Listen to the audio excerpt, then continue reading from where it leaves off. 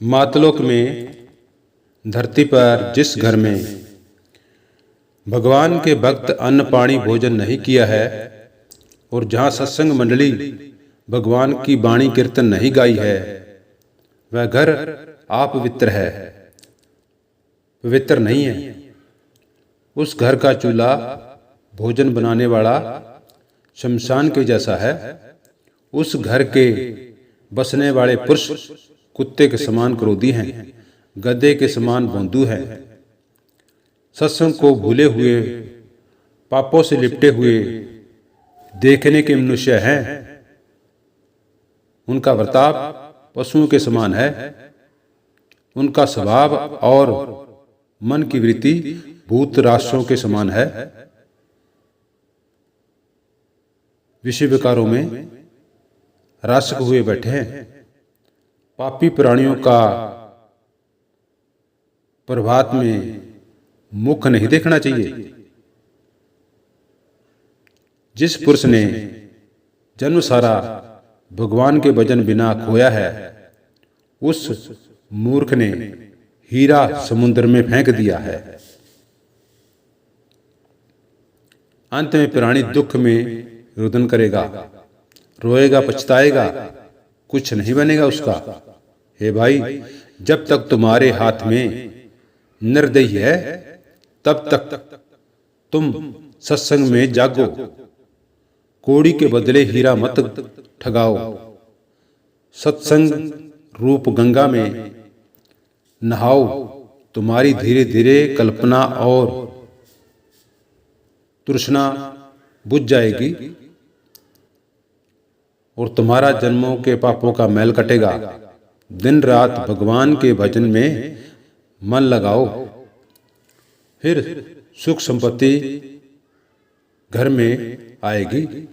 संतोष रूपी अमृत पियोगे, तब तुम्हारे चरणों में 9 निधि और 12 सिद्धियां लौटेंगी। सत्संग में जागे हुए हंसों के आगे बड़ी मुक्ति भी हाथ बिछाती है। संसार में मायावान और पुत्रवान सत्संग के पुण्य से होते हैं। अन्नदान और कपड़े का दान, कन्यादान, हाथ से दिया हुआ पुण्य बहुत ही मोटा है, परंतु नर काया को सत्संग का धर्म मोटा है। सत्संग में जागे हुए हंस अखे नाम का डंका बजाएंगे। केवल आत्मा के संग मिलकर अखंड पद में घर काव हो जाएंगे। सर्व नर नारी चेतो, जागो, सद्धर्म पर आओ, सुख में समा जाओगे। गुप्त से गुप्त, दूर से दूर जिस भगवान की वाणी और वेद पुकारते हैं, वह अखंड भगवान सत्संग के प्रताप से निकट मिल जाते हैं। सत्संग का शब्द रूपी अमृत जिस पुरुष ने मन और बुद्धि से एक श्वास भर पिया है, उन हंसों के सुखों की महिमा वर्णन नहीं की जाएगी। अपार सुख में पुगे हुए हंसों को यज्ञ में नहीं राजी होने वाला निज भगवान सत्संग में राजी होता है। सत्संग के प्रताप हंस बड़े आनंद को लूटता है। सर्व चराचरी में बोलने वाला कर्ता पुरुष सत्संग में मिलेगा। हे भाई, सत्य वचनों को सत्य मानो। सत्संग में बैठकर अपना आपा खोजो। गुरु जी फरमाते हैं कि अपने आपे में आप भगवान है, परंतु रोम रोम में और घट घट में रमने वाले केवल आत्मा देव को देखना कठिन है। कलयुगी रूपी नदी में तैरने वाला एक सत्संग जहाज है, जिसमें सच्चे मन से चढ़ोगे, परंतु भगवान की भक्ति करने वाले पुरुषों के आगे संसार की माया अनेक विघ्न डालती है, परंतु सत्संग के आश्रय हुए हंस बड़े विघ्न से भी जीत जाते हैं। सत्संग में एक धर्म की डोरी है जिसको पकड़कर कई हंस दिक्कों से पार जा बैठे हैं। धर्म से संसार की आपत्ति हुई है, रचना रची है। पाप से संसार का नाश होता है। पाप और धर्म का भेद भी बार बार सत्संग में बैठेगा तब पाएगा। नुकरे प्राणियों का बेड़ा भवसागर में डूबेगा, परंतु भगवान के भजन से सच्चे पुरुषों का बेड़ा जरूर तिरेगा। हे भाई, गणकावेश्या, अजामल, पापी, कसाई जैसे पुरुष भी सत्संग से ऊंचे पद को पा गए। ध्यानु जी जाट और कर्मा जाटनी सत्संग के प्रताप से ऊंचे पद को पा गए। सबरी, भिलनी और अजामिल जैसे पापी भी सत्संग के प्रताप से ऊंचे पद को पा गए। रविदास और मीराबाई निराकार पद में पुगे हैं। दादूदास जी भी, सुंदरदास जी भी सत्संग के प्रताप से पुगे हैं।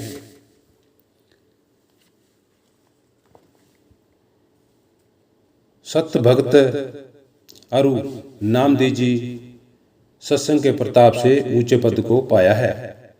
नरसिंह जी और पीपो जी ऊंचे पद को पाया है।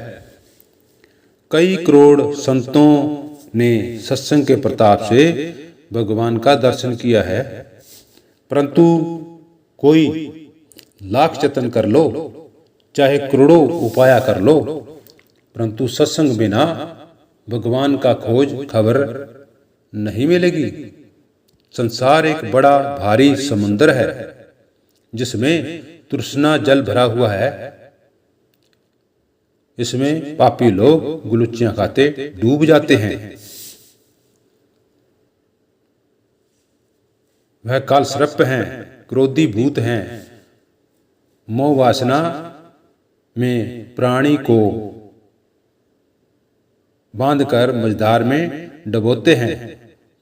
इस भारी समुद्र से पार पहुंचने वाला एक सत्संग जहाज है। ऊंच नीच हो, नर हो, नारी हो, इसमें सबका बराबर हक है। धर्म की बेड़ी जो सच्चे मन से चढ़ेगा वह किनारे जरूर पुगेगा। हे भाई, भगवान के भजन से आशा और वासना जल जाएगी। निज नाम की चोट से काम, सर्प का क्रोध और भूत भी निर्मल हो जाएगा। फिर केवल हंस बन जाएगा, कागला नहीं रहेगा। हे जोगी, सत्संग का फल मोटा है। कोई करोड़ों जीव हिस्क होवे या करोड़ों का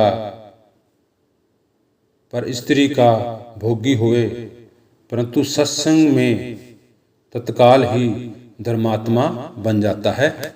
वाल्मीकि पापी कई करोड़ पापों के पर्वत थे, परंतु सत्संग के प्रताप से मुनि श्रोमणि हो गए। जो पुरुष मान बढ़ाई को घेर कर सच्चे गुरु के चरणों में मन को शांत करके सत्संग का रस अमृत पिएगा, वह पुरुष एक पलक में सब पापों से पवित्र हो जाएगा। फिर तो आकाश पाताल के आर पार में और अंदर बार में एक भगवान ही भगवान देखेगा। भगवान ने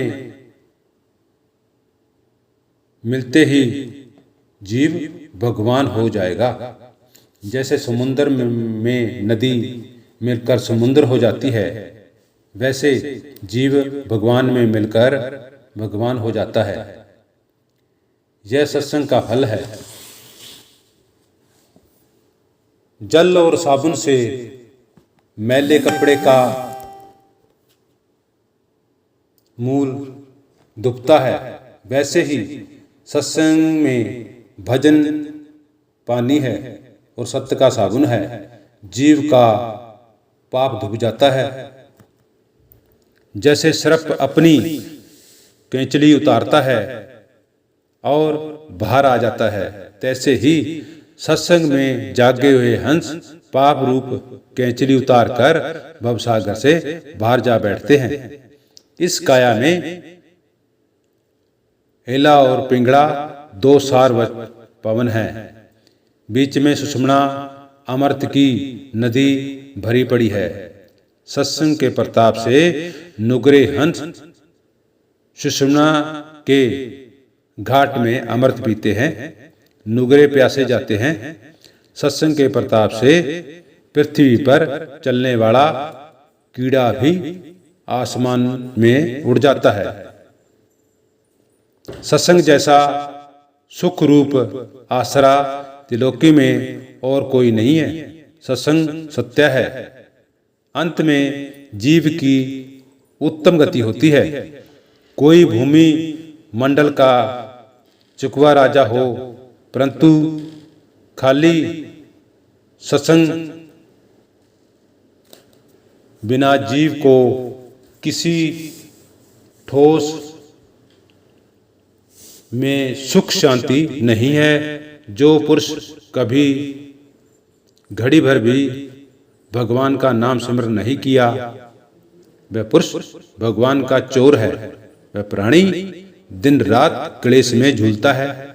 वह सोते हुए दुखी, जागते हुए दुखी, खाते पीते दुखी, बैठते उठते दुखी। वह ग्रहचार में फंसे हुए प्राणी चिंता और फिक्र में दिन रात बिताते हैं और बंदर के समान मनुष्य नाचता है। कुछ नहीं प्राप्त होता। खाना पीना और भोग विलास पशु भी जानते हैं। लड़का लड़की पशुओं के भी होते हैं। मनुष्य का कौन अधिकार है? मनुष्य भगवान का